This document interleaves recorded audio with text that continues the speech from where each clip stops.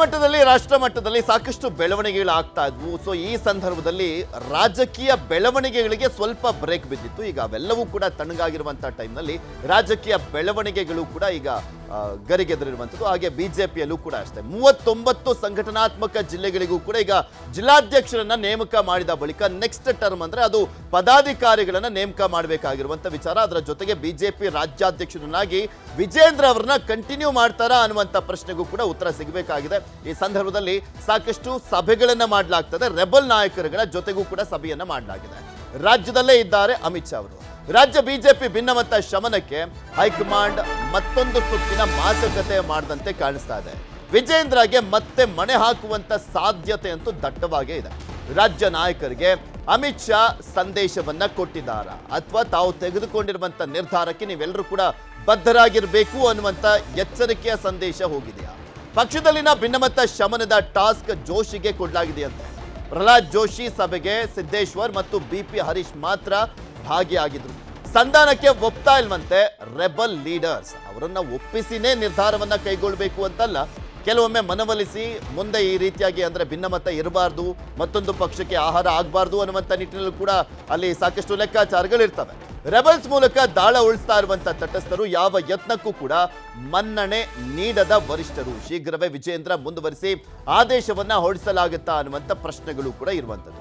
ಇದೆಲ್ಲದ್ರ ಬಗ್ಗೆನೂ ಕೂಡ ಚರ್ಚೆಯನ್ನು ಮಾಡ್ತಾ ಹೋಗೋಣ. ಮಧು, ಇಲ್ಲಿ 10 ಸಂಘಟನಾತ್ಮಕ ಜಿಲ್ಲೆಗಳ ಜಿಲ್ಲಾಧ್ಯಕ್ಷರ ಆಯ್ಕೆ ಒಂದು ಬಾಕಿ ಇತ್ತು, ಅದನ್ನು ಕೂಡ ಮಾಡಲಾಗಿದೆ. ನೆಕ್ಸ್ಟ್ ಪದಾಧಿಕಾರಿಗಳ ಆಯ್ಕೆ, ಅದಾದಮೇಲೆ ರಾಜ್ಯಾಧ್ಯಕ್ಷರು ಯಾರು ಅನ್ನುವಂಥದ್ದನ್ನು ಮುಂದುವರಿಸಬೇಕಾ ಏನು ಅನ್ನುವಂಥದ್ರ ಬಗ್ಗೆ ಡಿಸೈಡ್ ಮಾಡ್ತಾರೆ. ಆದರೆ ಈ ಬೆಳವಣಿಗೆಗಳನ್ನು ನೋಡ್ತಾ ಇದ್ರೆ ವಿಜೇಂದ್ರ ಅವರೇ ಕಂಟಿನ್ಯೂ ಆಗುವಂಥ ಎಲ್ಲ ಸಾಧ್ಯತೆಗಳು ಕೂಡ ಕಾಣಿಸ್ತಾ ಇದ್ದಾವೆ. ಇದರ ನಡುವೆ ರೆಬಲ್ಸ್ಗಳ ಜೊತೆನೂ ಕೂಡ ಮಾತುಕತೆ, ಹೇಗೆ ನೋಡ್ಬೋದು ಇದನ್ನೆಲ್ಲವನ್ನು?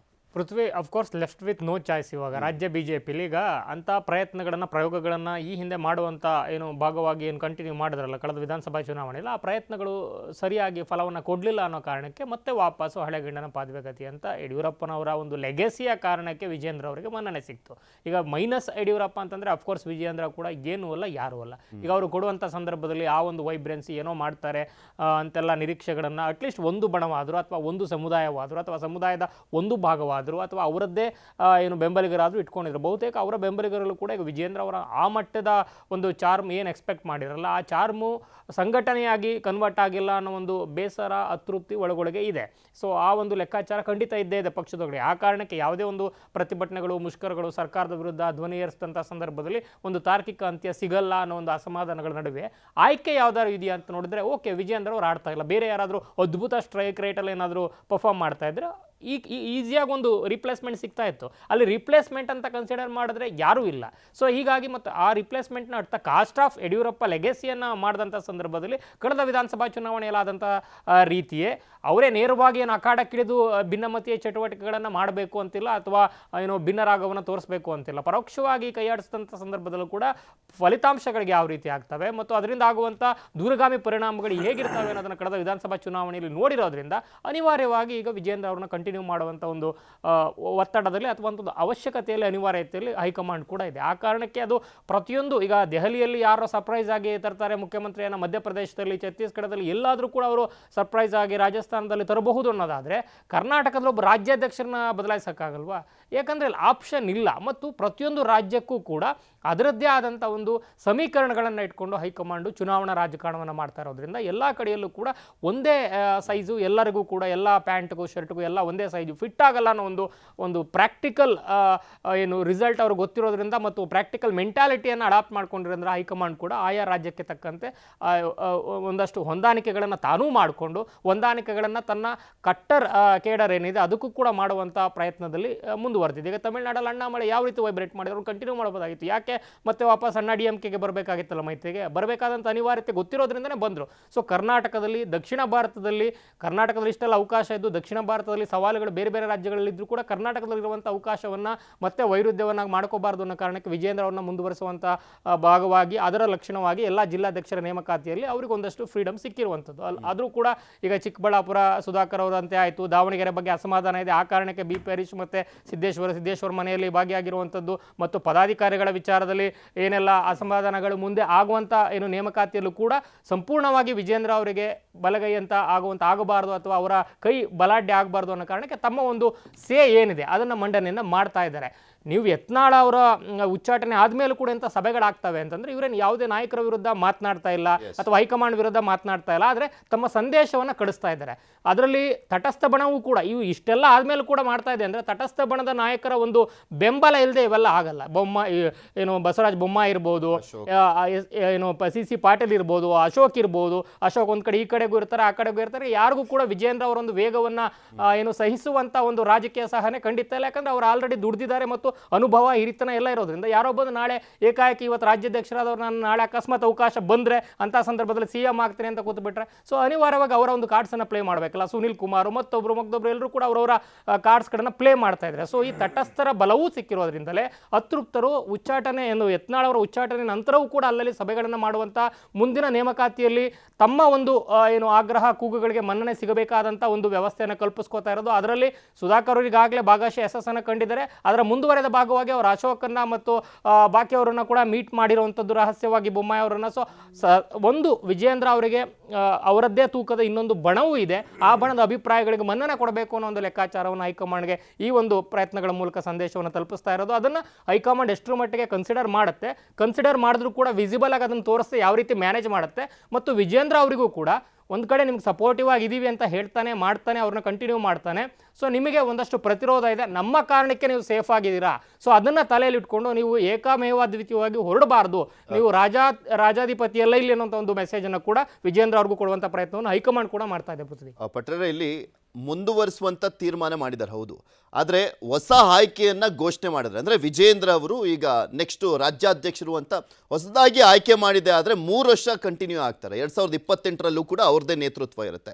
ಈಗ ಬರೀ ಮುಂದುವರಿಸುವಂತ ತೀರ್ಮಾನವನ್ನೇ ಮಾಡಿದ್ರೆ ನೆಕ್ಸ್ಟ್ 1 ವರ್ಷಕ್ಕೆ ಮಾತ್ರ ಅವರ ಕಂಟಿನ್ಯೂಟಿ ಇರುವಂಥದ್ದು. ಸೊ ಹೀಗಾಗಿ ಅದೊಂದು ಕುತೂಹಲ ಇದೆ, ಮುಂದುವರಿಸ್ತಾರಾ ಅಥವಾ ಹೊಸದಾಗಿ ಆಯ್ಕೆ ಮಾಡಿನೇ ಮತ್ತೆ ಅವರಿಗೆ 3 ವರ್ಷಗಳ ಕಾಲ ಪರ್ಮಿಷನ್ ಕೊಡ್ಲಾಗುತ್ತಾ ಅಂತ. ಇದಕ್ಕೆ ಸದ್ಯಕ್ಕೆ ಬಿಜೆಪಿಲಿ ಇರುವಂತ ಗೊಂದಲ ಮತ್ತೆ ಕುತೂಹಲ ಅಂತ ಕಾಣಿಸುತ್ತೆ ನನ್ಗನ್ಸುತ್ತೆ. ನಿಮಗೆ ಈಗಲೇ JP ನಡ್ಡರ್ನ ಬದಲಾವಣೆ ಮಾಡಬೇಕು ಸಮಯ ಬಂದಿರತಕ್ಕಂಥ, ಹಾಗಾಗಿ ಎಲ್ಲ ರಾಜ್ಯಗಳ ಅವಧಿ ಮುಗಿದಿರ್ತಕ್ಕಂಥ ಎಲ್ಲ ರಾಜ್ಯಾಧ್ಯಕ್ಷರ ಬದಲಾವಣೆ ಮಾಡಿ ಹೊಸ ಅಧ್ಯಕ್ಷರನ್ನ ನೇಮಕ ಮಾಡಬೇಕು. ನಿಮಗೆ ವಿಜೇಂದ್ರ ಕೊಟ್ಟಿದ್ದು ಒನ್ಸ್ ಅಗೇನ್ ಲೆಗಾಸಿ ಕಾರಣಕ್ಕಾಗಿ ಕೊಟ್ಟಿದ್ದು. ವಿಜೇಂದ್ರ ಅವರು ಸ್ಪೆಷಲ್ ಯಡಿಯೂರಪ್ಪ ಥರ ಇಡೀ ರಾಜ್ಯ ಸುತ್ತಿ ಬೀದಿ ಸುತ್ತಿ ಪಕ್ಷ ಸಂಘಟನೆಯನ್ನು ಮಾಡಿಲ್ಲ. ಅವತ್ತಿನ ದಿನದಲ್ಲಿ ಪರಿಸ್ಥಿತಿ ಹಂಗಿತ್ತು. ವಿಜೇಂದ್ರ ಬಿಟ್ಟು ಬೇರೆ ಯಾರು ಕೊಟ್ಟರೆ ಎಲ್ಲ ಒಂದು ಕಡೆ ಯಡಿಯೂರಪ್ಪನವರು ಇವತ್ತು ಕೂಡ ಯಡಿಯೂರಪ್ಪನವರ ಬಳಗ ಇದೆ, ಯಡಿಯೂರಪ್ಪನವ್ರನ್ನ ಬೆಂಬಲಿಗರು ಇದ್ದಾರೆ. ಹಾಗಾಗಿ ರಾಷ್ಟ್ರೀಯ ಪಕ್ಷವಾಗಿ BJP ಎಡವಲಿಕ್ಕೆ ಸಾಧ್ಯ ಇಲ್ಲ. ಸಾಮಾನ್ಯವಾಗಿ ಹೈಕಮಾಂಡ್ ಕಲ್ಚರ್ಸ್ ಹೆಂಗಿತ್ತು ಅಂದರೆ ಯಾವುದೇ ರಾಜ್ಯಗಳು, ಅದು ಕಾಂಗ್ರೆಸ್ ಇರ್ಬೋದು, ಭಾರತೀಯ ಜನತಾ ಪಕ್ಷ ಇರುವಂಥದ್ದು, ಯಾವುದೇ ರಾಜ್ಯಗಳಿಗೂ ಒಬ್ಬ ನಾಯಕನ ಕೈಗೆ ಅಧಿಕಾರವನ್ನು ಕೊಟ್ಕೊಂಡು ಅವನು ಇಡೀ ಪಕ್ಷವನ್ನು ಕಂಟ್ರೋಲ್ ತಗೊಳ್ಳೋಕ್ಕೆ ಬಿಡಲ್ಲ. ಅಲ್ಲಿ ಒಂದು ಚೆಕ್ಮೇಟ್ಗಳು ಇರ್ತಾರೆ. ಈಗ ಯತ್ನಾಳ್ ಥರದಂಥವ್ರು, ಸೋಮಣ್ಣ ಥರದಂಥವ್ರು, ಅಥವಾ ರಮೇಶ್ ಜಾರಕಿಹೊಳಿ ಥರದ್ದು, ಸಿದ್ದೇಶ್ವರ್ ಥರದ್ದು. ಯಾಕಂತ ಹೇಳಿದ್ರೆ ಸಂಪೂರ್ಣ ಆತನೇ ಏಕಾಂಗಿಯಾಗಿ ಪಾರ್ಟಿಯನ್ನು ಕಂಟ್ರೋಲ್ ಮಾಡ್ರೆ ಅವರು ಹೈಕಮಾಂಡ್ ಕಂಟ್ರೋಲಿಗೆ ಬರಲ್ಲ, ಹೈಕಮಾಂಡ್ಗೆ ತಿರುಗಿ ಬೀಳುವ ಸೆಡ್ಡು ಹೊಡೆಯುವ ಸಾಧ್ಯತೆ ಇರ್ತಕ್ಕಂಥ ನಮ್ಮ ಕಣ್ಣು ಮುಂದೆ ಹಲವಾರು ಉದಾಹರಣೆಗಳು ಕೂಡ ಇರ್ತಕ್ಕಂಥದ್ದು. ಇದು ಒಂದು ಭಾಗ. ಸದ್ಯ ಈಗ ವಿಜೇಂದ್ರ ಅವರ ಬದಲಾವಣೆಯನ್ನು ಮಾಡಿದರೆ ಮುಂದೇನು ಅಂತೇಳಿ ಚರ್ಚೆ ಆಗ್ತಿರ್ತಕ್ಕಂಥದ್ದು. ಒಂದು ವೇಳೆ ವಿಜೇಂದ್ರ ಅವರ ಬದಲಾವಣೆ ಮಾಡಿದ್ರೆ ಮತ್ತೊಂದು 2 ಟೀಮ್ಗಳು ಮತ್ತೆ ಕ್ರಿಯೇಟ್ ಆಗುತ್ತೆ. ಇದು ಮತ್ತೊಂದು ತಲೆನೋವಿಗೆ ಎಡೆ ಮಾಡಿಕೊಡುತ್ತೆ. ನಿಮಗೆ ವಿಜೇಂದ್ರ ಅವರನ್ನ ಮತ್ತು ಅವರ ಕುಟುಂಬವನ್ನು, ಯಡಿಯೂರಪ್ಪನವ್ರನ್ನ ನಿರಂತರವಾಗಿ ಏಕವಚನದಲ್ಲಿ ಭ್ರಷ್ಟಾಚಾರದ ಗಂಭೀರ ಆರೋಪವನ್ನು ಮಾಡಿ ಸರ್ಕಾರ ಇದ್ದಂಥ ಸರ್ಕಾರ ಬಿದ್ದಂಥ ಸಂದರ್ಭದಲ್ಲೂ ಕೂಡ ನೇರವಾಗಿ ಟೀಕೆ ಮಾಡ್ತಿದ್ದ ಯತ್ನಾಳ್ರವ್ರನ್ನ ಈಗ ನೇರವಾಗಿ ಈಗಾಗಲೇ ಅವ್ರನ್ನ ಪಕ್ಷದಿಂದಲೇ ಅವ್ರನ್ನ ಉಚ್ಚಾಟನೆ ಮಾಡಿರ್ತಕ್ಕಂಥದ್ದು. ನೀವು ಗಮನಿಸಿ, ಯತ್ನಾಳ್ರವರ ಉಚ್ಚಾಟನೆ ಮಾಡಿದ್ಮೇಲೆ ಪಕ್ಷದ ವೇದಿಕೆ ಹೊರತುಪಡಿಸಿ ಬೇರೆ ಕಡೆ ಏಕಾಂಗಿಯಾಗಿ ಏಕವಚನದಲ್ಲಿ ಅಥವಾ ಯಡಿಯೂರಪ್ಪ ಕುಟುಂಬವನ್ನು ಯಾರೂ ಕೂಡ ಬೈತಿಲ್ಲ. ಅದೇ ರಮೇಶ್ ಜಾರಕಿಹೊಳಿ ಇರ್ಬೋದು, ಪ್ರತಾಪ್ ಸಿಂಹ ಅಂತವರು ಇರುವಂಥದ್ದು, ಸಿದ್ದೇಶ್ವರ್ ಕೂಡ ಇವತ್ತು BP ಹರೀಶ್ ಕೂಡ ಏಕಾಂಗಿಯಾಗಿ ಅವರು ನಾಯಕರ ವಿರುದ್ಧ ವಾಗ್ದಾಳಿ ನಡೆಸ್ತಿಲ್ಲ. ನಮಗೆ ನಾಯಕತ್ವದ ಮೇಲೆ ಒಪ್ಪಿಗೆ ಇಲ್ಲ ಅನ್ನೋದೊಂದು ಓರ್ಡನ್ನು ಬಳಸ್ತಿರ್ತಕ್ಕಂಥದ್ದು. ಸ್ವತಃ ರಮೇಶ್ ಜಾರಕಿಹೊಳಿ ಕೂಡ ಯತ್ನಾಳ್ರವ್ರ ಬಗ್ಗೆ ಸಲಹೆ ಮಾಡೋ ಪರಿಸ್ಥಿತಿ ಬಂದಿದೆ. ಯಾವ ರಮೇಶ್ ಜಾರಕಿಹೊಳಿ ಇವರೆಲ್ಲ ಕೂಡ ಪುಷ್ ಮಾಡಿ ಯತ್ನಾಳ್ರವ್ರನ್ನ ಮುಂದ್ಗಡೆ ಒಂಥರ ಉತ್ಸವ ಮುಹೂರ್ತ ಇಟ್ಕೊಂಡು ಯಾವ ರೀತಿ ಅವ್ರನ್ನ ವಿಸಲ್ ಬ್ಲೋವರ್ ಥರ ಅವ್ರನ್ನ ಬಳಸ್ಕೊಂಡಿದ್ರು, ಅದೇ ರಮೇಶ್ ಜಾರಕಿಹೊಳಿ ಹೇಳ್ತಾರೆ ಯತ್ನಾಳ್ ಸ್ವಲ್ಪ ತಗ್ಗಿ ಬಗ್ಗಿ ನಡಿಬೇಕು, ಯಡಿಯೂರಪ್ಪನವ್ರಿಗೆ ಬೈಬಾರ್ದು ಅನ್ನೋ ರೀತಿಯಲ್ಲಿ ಆಗಿರ್ತಕ್ಕಂಥದ್ದು. ಸದ್ಯ ನಿಮಗೆ ಈಗಾಗಲೇ ಸೋಮಣ್ಣವರು ಸೋಮಣ್ಣವರ ಪರವಾಗಿ ಮಾಡಲಿಕ್ಕೆ ಅವರಿಗೆ ವಯಸ್ಸು ಮೀರಿರ್ತಕ್ಕಂಥದ್ದು. ಈಗ ವಿಜೇಂದ್ರ ಆಮೇಲೆ ವಿಜೇಂದ್ರ ಬಿಟ್ಟು ಬೇರೆಯವ್ರನ್ನ ಮಾಡಿದರೆ ಮತ್ತೊಂದು ಟೀಮ್ಗಳು ಆಗ್ತಿರ್ತಕ್ಕಂಥದ್ದು. ಮತ್ತು ಸಾಮಾನ್ಯವಾಗಿ ಈಗ ಮೊದಲ ಥರ ಇಲ್ಲ, ಯಾವುದೇ ಪಾರ್ಟಿ ಅಧ್ಯಕ್ಷ ಆಗಬೇಕಾದ್ರೆ ಸಂಪನ್ಮೂಲವನ್ನು ಯೋಚನೆ ಮಾಡ್ತೇವೆ. ಜಾತಿ, ಕ್ಯಾಸ್ಟು, ಕೆಪಾಸಿಟಿ ಇವೆಲ್ಲವನ್ನೂ ನೋಡ್ತಾರೆ. ನಿಮಗೆ ಜಾತಿನೂ ರಾಜ್ಯದಲ್ಲಿ ಮುಖ್ಯ. ಯಾಕಂತ ಹೇಳಿದ್ರೆ ಯಾರೇನೇ ಹೇಳ್ಬೋದು, ಜಾತಿ ಆಧಾರಿತ ರಾಜಕೀಯ, ಜಾತಿ ಆಧಾರಿತ ಚುನಾವಣೆ ಈ ದೇಶದಲ್ಲಿ ಮೋರ್ ದೆನ್ 90% ನಡೆಯುತ್ತೆ. ಮತ್ತು ನಿಮಗೆ ಖರ್ಚು ಮಾಡಬೇಕು. ವಿಜೇಂದ್ರ ಅವರು ಜೇಬಿಂದ ತೆಗೆದು ಖರ್ಚು ಮಾಡ್ತಾರೆ, ಅಂಥವ್ರು ಬೇಕಾಗಿರ್ತಕ್ಕಂಥದ್ದು. ಮತ್ತು ಈಗ ಹೊಸಬ್ರು ಚೇಂಜ್ ಮಾಡಿದ್ರೆ ಅದೊಂದು ದೊಡ್ಡ ತಲೆನೋವು, ಇನ್ನೊಂದು ಟೀಮ್ ಆಗುತ್ತೆ. ಹಂಗೇನಾಗಿದ್ದರೆ ಸಿ ಟಿ ರವಿ ಮಾಡ್ಬೋದಿತ್ತು, ಹಂಗೇನಾಗಿದ್ದರೆ ಅಶ್ವಥ್ ನಾರಾಯಣ್ ಮಾಡ್ಬೋದಿತ್ತು, ಆರ್ ಅಶೋಕ್ ರವ್ರು ಮಾಡ್ಬೋದಿತ್ತು. ಆದರೆ ಪರಿಸ್ಥಿತಿ ಬದಲಾಗಿರ್ತಕ್ಕಂಥ, ಹಾಗಾಗಿ ಪ್ರಹ್ಲಾದ್ ಜೋಶಿ ಅವರಿಗೆ ಎಲ್ಲರನ್ನು ಸಮಾಧಾನ ಮಾಡಿ ಒಂದು ಸೆಟ್ರೇಟ್ ಮಾಡಿ ಅಂತೇಳಿ ಹೈಕಮಾಂಡ್ ರವರು ಅವರಿಗೆ ಜವಾಬ್ದಾರಿನ ಕೊಟ್ಟಿರ್ತಕ್ಕಂಥದ್ದು. ಈಗ ವಿಜೇಂದ್ರ ಹೆಸರು ಕೂಡ ಘೋಷಣೆ ಮಾಡಿದ್ರೆ ಕೂಡ ವಿಜೇಂದ್ರ ಅವರಿಗೆ ಒಂದಷ್ಟು ಕಂಟ್ರೋಲ್ ಆಗ್ತಾರೆ. ಯಾಕಂತೇಳಿ ವಿಜೇಂದ್ರ ಸುತ್ತ ಇರ್ತಕ್ಕಂಥ, ಈಗ ನೀವು ಗಮನಿಸಿ, ಸಾಮಾನ್ಯವಾಗಿ ಒಬ್ಬ ರಾಜ್ಯಾಧ್ಯಕ್ಷ ಆದರೆ ತನ್ನ ಸುತ್ತ ಒಂದಷ್ಟು ಥಿಂಕ್ ಟ್ಯಾಂಕರ್ಸ್ ಇಟ್ಕೊತಾರೆ, ಒಳ್ಳೊಳ್ಳೆ ಅಡ್ವೈಸರ್ಸ್ ಇಟ್ಕೊತಾರೆ, ಸೀನಿಯರ್ಸ್ ಇಟ್ಕೊತಾರೆ. ನೀವು ವಿಜೇಂದ್ರ ಸುತ್ತ ಇರ್ತಕ್ಕಂಥ ತಾವು ಗಮನಿಸಿ, ಅವ್ರ ಪಕ್ಷದಲ್ಲಿ ಎಷ್ಟು ವರ್ಷ ದುಡಿದ್ದಾರೆ, ಅವರು ಪಕ್ಷದಲ್ಲಿ ಎಲ್ಲೆಲ್ಲಿ ಕೆಲಸ ಮಾಡಿದ್ದಾರೆ, ಎಷ್ಟು ಬಾರಿ ರಾಜ್ಯ ಸುತ್ತಿದ್ದಾರೆ, ಅವಾಗಲೇ ಅವರು ಎಕ್ಸ್-MLA ಅಥವಾ MLA ಅಥವಾ MP ಅಥವಾ ಪಕ್ಷದಲ್ಲಿ ಭಾಳಷ್ಟು ಅನುಭವ ಇದೆ ನೋಡಿ. ಅವ್ರ ಜೊತೆ ಇರ್ತಕ್ಕಂಥ ಎಲ್ಲರೂ ಕೂಡ ವಿಜೇಂದ್ರ ಥರದವರೇ, ಬಹುಶಃ ಅವ್ರ ಥರನೇ ಥಿಂಕ್ ಮಾಡ್ತಕ್ಕಂಥವ್ರು. ಸಾಮಾನ್ಯವಾಗಿ ಒಂದು ಪಾರ್ಟಿ ಕಟ್ಟೋದು ಸುಲಭ ಅಲ್ಲ. ಥಿಂಕ್ ಟ್ಯಾಂಕರ್ಸ್ ಬೇಕು, ಸೀನಿಯರ್ಸ್ ಬೇಕು, ರಾಜ್ಯದ ಬಗ್ಗೆ ಅನುಭವ ಇದ್ದಿರಬೇಕು, ಭೌಗೋಳಿಕ ಏನು ಪರಿಸ್ಥಿತಿ ಬಗ್ಗೆ ಇರಬೇಕು, ನಮ್ಮ ವೈವಿಧ್ಯತೆಮಯ ಬಗ್ಗೆ ಬೇಕು. ಉತ್ತರ ಕರ್ನಾಟಕದ ಹಾವೇರಿಯಿಂದ ಹಿಡಿದು ಬೆಂಗಳೂರಲ್ಲಿ ಏನು ಕಲ್ಚರ್ ನಡೀತದೆ, ಅಥವಾ ಬೆಂಗಳೂರು ಕರಗದಿಂದ ಹಿಡಿದು ನಿಮಗೆ ಮಾರಿ ಹಬ್ಬದ ಬಗ್ಗೆ ಮಾಹಿತಿ ಇರ್ತಕ್ಕಂಥವ್ರು ಬೇಕು. ಹಾಗಾಗಿ ಇದು ಕೊರತೆ ಆಗಿರ್ತಕ್ಕಂಥದ್ದು. ಹಾಗಾಗಿ ಹೈಕಮಾಂಡ್ ಒಂದು ವೇಳೆ ವಿಜೇಂದ್ರ ಅವ್ರನ್ನ ಈಗ ಮುಂದುವರಿಸೋ ಸಾಧ್ಯತೆ ಬಹುತೇಕ ಇರ್ತಕ್ಕಂಥದ್ದು. ಆದರೆ ಅವ್ರ ಸುತ್ತ ಒಂದು ಚೆಕ್ ಮೇಟ್ಗಳು ಇರ್ತಾರೆ, ಒಂದಷ್ಟು ಸೀನಿಯರ್ಸ್ಗಳು. ಅಲ್ಲ, ಈ ಹೊಸ ಆಯ್ಕೆ ಆಗುತ್ತಾ ಅಥವಾ ಮುಂದುವರಿಸ್ತಾರ? ಬಹುಶಃ ಹೊಸ ಆಯ್ಕೆ ಆಗ್ತಕ್ಕಂಥ, ಮುಂದುವರಿಸೋದು ಒಂದು ವರ್ಷಕ್ಕೆ ಮಾತ್ರ ಅದು ಸೀಮಿತ ಆಗುತ್ತೆ. ಮತ್ತೆ ಒಂದು ವರ್ಷ ಬಿಟ್ಟು ಮತ್ತೆ ಯಾಕಂದ್ರೆ ಇನ್ನು ಎಲೆಕ್ಷನ್ 1 ವರ್ಷ ಇರುತ್ತೆ, ಆಗ ಮತ್ತೆ ಚೇಂಜ್ ಮಾಡ್ಕೊಂಡು ಮತ್ತೆ ಇದು ಮಾಡೋಕ್ಕಾಗಲ್ಲ. ಬಹುಶಃ ಹೊಸ ಆಯ್ಕೆಯನ್ನು ಮಾಡೋದು ಬಹುತೇಕ ಖಚಿತ ಅಂತ ಹೇಳಕ್ಕೆ. ಹೊಸ ಆಯ್ಕೆ ಆದ್ರೂ ಮುಂದುವರಿಸಿದ್ರು ಏನೋ ವಿಜೇಂದ್ರ ಅವರು ಬಹುತೇಕ ಭಯಂಕರ ನಾನೇ CM ಆಗ್ಬಿಡ್ತೇನೆ ನೆಕ್ಸ್ಟ್ ಅನ್ನೋಂಥ ಒಂದು ಸಾಧ್ಯತೆಗಳೇನಿಲ್ಲ. ಎಲೆಕ್ಷನ್ ಡ್ಯಾಮೇಜ್ಗಳನ್ನ ತಡೀಲಿಕ್ಕೆ ತಂತ್ರಗಾರಿಕೆಯನ್ನು ಮಾಡ್ಬೋದು ಬಿಜೆಪಿ. ಅದಾದ ಮೇಲೆ ಉತ್ತರ ಭಾರತದಲ್ಲಿ ಆಗ್ತಾ ಇರುವಂಥ ಪ್ರಯೋಗಗಳನ್ನು ಮಾಡಿದ್ರೆ ಅಚ್ಚರಿಲ್ಲ. ಆವಾಗ ವಿಜೇಂದ್ರ ಸುಮ್ಮನೆ ಇರಬೇಕಾಗತ್ತೆ. ಇಲ್ಲ ಅಂದರೆ ನಾನು ಮಾಡ್ತಿದ್ದಿದ್ದೇ ಅಧಿಕಾರಕ್ಕೋಸ್ಕರ, ನಾನು ಮಾಡ್ತಿದ್ದಿದ್ದೇ ಕುರ್ಚಿಗೋಸ್ಕರ ಅಂತ ಆಗುತ್ತೆ. ಸೊ ಸಂಘಟನೆಗೆ ಗಮನವನ್ನು ಕೊಡಬೇಕು. ಈಗ ಹೊಸದಾಗಿ ಆಯ್ಕೆ ಆಗಿರುವಂಥ ಎಲ್ಲ ಜಿಲ್ಲಾಧ್ಯಕ್ಷರುಗಳು ಸಂಘಟನೆ ಮುಖ್ಯ. ಪಕ್ಷ ಅಧಿಕಾರದಲ್ಲಿ ಇಲ್ದಿದ್ದಾಗಲೂ ಕೂಡ ಅಡ್ವಾಣಿ, ವಾಜಪೇಯಿ ಅಂತವರು ಯಾವ ರೀತಿ ಪಕ್ಷವನ್ನು ಬೆಳೆಸಿದ್ರು ಅನ್ನೋ ಒಂದು ನೀತಿ ಪಾಠವನ್ನು RSS ಮುಖಂಡರು ಹೊಸ ಜಿಲ್ಲಾಧ್ಯಕ್ಷರುಗಳಿಗೆ ಈಗಾಗಲೇ ಮಾಡಿದ್ದಾರೆ. ಅದರ ಅರ್ಥ ಬರೀ ಜಿಲ್ಲಾಧ್ಯಕ್ಷರುಗಳಿಗೆ ಅಂತಲ್ಲ, ಅದರ ಒಂದು ಜಿಲ್ಲಾಧ್ಯಕ್ಷರುಗಳ ಮೇಲಿರುವಂಥ ಪದಾಧಿಕಾರಿಗಳು, ಅದ್ರ ಮೇಲಿರುವಂಥ ರಾಜ್ಯಾಧ್ಯಕ್ಷರು ಎಲ್ರಿಗೂ ಕೂಡ ಇದು ಅನ್ವಯ ಆಗುತ್ತೆ. ಸೊ ಮುಂದಿನ ದಿನಗಳ ಪ್ರಯೋಗಕ್ಕೂ ಕೂಡ ಅದನ್ನು ತಲೆಯಲ್ಲಿಟ್ಕೊಂಡು ಆ ಪ್ರಯೋಗಕ್ಕೆ ಮುಕ್ತವಾಗಿ ಇದ್ಕೊಂಡೇ ಈ ರಾಜ್ಯಾಧ್ಯಕ್ಷ ಪಟ್ಟವನ್ನು ಅನುಭವಿಸಬೇಕಾಗುತ್ತೆ. ಅಲ್ಲ, ಅದ್ರ ಜೊತೆಗೆ ಕೋರ್ ಕಮಿಟಿ ಎಲ್ಲ ಶಫಲ್ ಮಾಡಿ ಅದರಲ್ಲೂ ಕೂಡ ಈಗ ಬ್ಯಾಲೆನ್ಸ್ ಮಾಡುವಂತ ಕೆಲಸವನ್ನ ಮಾಡಿದ್ರೆ ಮೋಸ್ಟ್ ಪ್ರಾಬಬ್ಲಿ ಬಿಜೆಪಿಯಲ್ಲಿ ಇರುವಂತ ಭಿನ್ನಮತವನ್ನ ಒಂದಂತಕ್ಕೆ ರೆಬೆಲ್ಸ್ಗಳ ಆಗ್ರಹವೂ ಅದೇ. ಆ ರೆಬೆಲ್ಸ್ಗಳ ಆಗ್ರಹದ ಮೂಲಕ ಮಾಡಬೇಕು ಅನ್ಕೊಂಡಿರುವಂತ ತಂತ್ರಗಾರಿಕೆಯ ಭಾಗವು ಹೈಕಮಾಂಡ್ ಮುಂದಿರುವಂತದ್ದು ಅದೇ. ಸೊ ಆ ಮೂಲಕ ವಿಜೇಂದ್ರ ಅವರ ಅಧ್ಯಕ್ಷಗಿರಿಗೆ ತೊಂದರೆ ಇಲ್ಲ, ಆದ್ರೆ ಅವರ ಒಂದು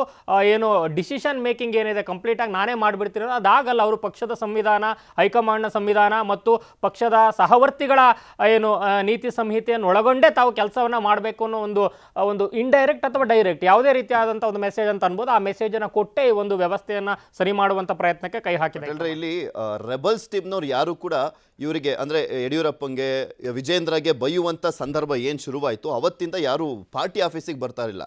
GM ಸಿದ್ದೇಶ್ವರ್ ಮತ್ತೆ ಹರೀಶ್ ಅವರು ಬಂದು ಈಗ ಪಾರ್ಟಿ ಆಫೀಸಲ್ಲಿ ಮಾತನಾಡ್ಲಿಕ್ಕೆ ಶುರು ಮಾಡಿದ್ದಾರೆ ಅಥವಾ ಪಾರ್ಟಿ ಆಫೀಸಲ್ಲಿ ಸಭೆಗಳಿಗೆ ಭಾಗಿಯಾಗ್ತಾ ಇದ್ದಾರೆ. ಅಂದ್ರೆ ನಾವು ಪಾರ್ಟಿ ಸಿಸ್ಟಮ್ಗೆ ಒಪ್ಕೊಳ್ಳೋಕೆ ರೆಡಿ ಇದ್ದೀವಿ, ಬಟ್ ನಮ್ಮ ಮಾತಿಗೂ ಮನ್ನಣೆ ಕೊಡಿ ಅನ್ನುವಂಥ ಒಂದು ಸಂದೇಶ ಕೂಡ ಇದೆ ಅಂತ ಅನ್ಸಲ್ವಾ ಇದರಲ್ಲಿ? ನಿಮಗೆ ಅದು ಪಾರ್ಟಿ ಇರುವಂಥದ್ದು, ಸಂಘಟನೆ ಇರುವಂಥದ್ದು ಎಲ್ಲದರಲ್ಲೂ ಕೂಡ ಭಿನ್ನ ಅಭಿಪ್ರಾಯಗಳು ಇರ್ತಕ್ಕಂಥ. ಈ ಭಿನ್ನ ಅಭಿಪ್ರಾಯಗಳನ್ನ ಸರಿದೂಗಿಸ್ಕೊಂಡು ಎಲ್ಲರನ್ನು ಒಂದೇ ತಕ್ಕಡಿಯಲ್ಲಿ ತುಗಿಸ್ಕೊಂಡು ಹೋಗ್ತಕ್ಕಂಥವನು ನಾಯಕ ಆಗಿರ್ತಾನೆ ಮತ್ತು ಆ ನಾಯಕತ್ವವನ್ನು ಕೊಡಲಿಕ್ಕೂ ಕೂಡ ಅವನು ಯೋಗ್ಯನಾಗಿರ್ತಾನೆ.